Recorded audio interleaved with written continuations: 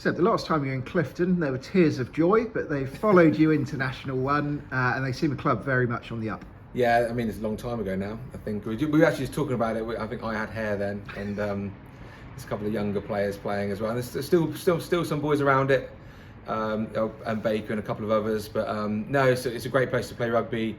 They've had a fantastic couple of years, really strong season last year, very good set piece. Some quality players around it for a number of years now, and they deserve their promotion up into National One, and I think they've looked a dangerous side to start the season. They've had a pretty hard start with Blackheath, Rotherham, Plymouth Sale, and then trips to Leeds and Sedgley Park. Do you think there's a chance they're in a bit of a false position? Yeah, well, most definitely. It's definitely a baptism of fire into National One, but that also is what National One is. You get that every week. On that, they had a fantastic win at Sedgley, and they've been in most games they've played. I've seen every game I've watched. They look to be in it and look to be playing well. So they're not to be taken lightly.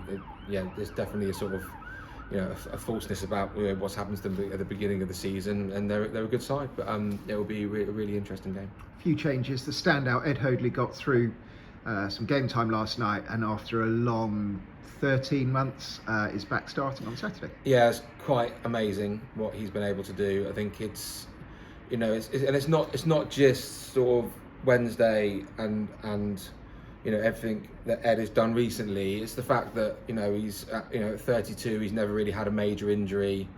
I hope he's 32. He might be a bit younger. Sorry, Ed, if you're younger. Early 30s, we'll say. He's got 2 young children. He runs a business. He's on his feet all day. So that adds another dimension to your recovery. It's not like a young 21-year-old that can live and breathe the rehab process. He's got a million and one other things going on, and to have that commitment to and the love for the game to still push and come back. And then I thought Wednesday night he was outstanding.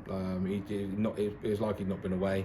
He's done so much work that he's sort of ready to go, and so he comes back in this weekend. And similarly, back from the injured list, Rowan Grundy.